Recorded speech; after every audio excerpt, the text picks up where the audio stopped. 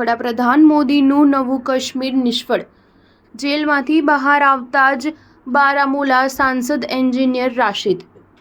જમ્મુ કાશ્મીરની બારામુલા બેઠકના સાંસદ એન્જિનિયર રાશિદ વચગાળાના જામીન પર જેલમાંથી બહાર આવ્યા છે। દિલ્હીની પટિયાલા કોર્ટે આતંકી ફંડિંગ કેસમાં રાશિદને 2 ઓક્ટોબર 2024 સુધીના વચગાળાના જામીન આપ્યા છે। આ જામીન તેમને આગામી જમ્મુ કાશ્મીર વિધાનસભા ચૂંટણી માટે પ્રચાર કરવા માટે આપવામાં આવ્યા છે। અત્યારે નિયમિત જામીન અરજી પર આદેશ લંબિત છે। જેલમાંથી બહાર આવતા એન્જિનિયર રાશિદના નામથી જાણીતા શેખ અબ્દુલ રાશિદે કહ્યું કે હું પોતાના લોકોને નિરાશ નહીં કરું।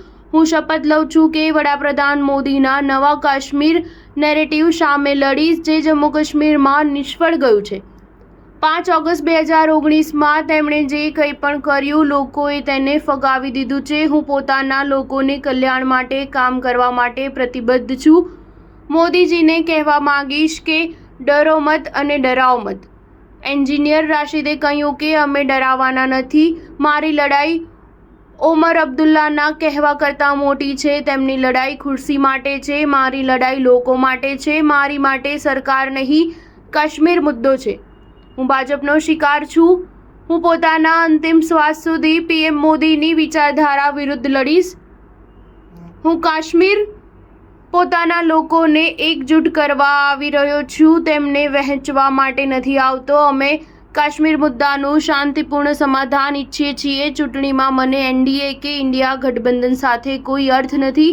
મારો કોઈની સાથે લેવા દેવા નથી। મહત્વપૂર્ણ છે કે રાશિદે જેલમાં રહેતા જ લોકસભા ચૂંટણીમાં બારામુલાથી જમ્મુ અને કાશ્મીરના પૂર્વ મુખ્યમંત્રી અને નેશનલ કોન્ફરન્સના નેતા ઓમર અબ્દુલ્લાને હરાવ્યા હતા। અપક્ષ રહેતા મેદાનમાં ઉતરતા ચૂંટણી જીતી હતી। રાશિદ 2019થી જેલમાં છે। 2017ના આતંક ફંડિંગ કેસમાં એનઆઈએ દ્વારા ધરપકડ કરવામાં આવી હતી। સ્ટાર ન્યૂઝ 7 હંમેશા સચ્ચાઈની સાથે।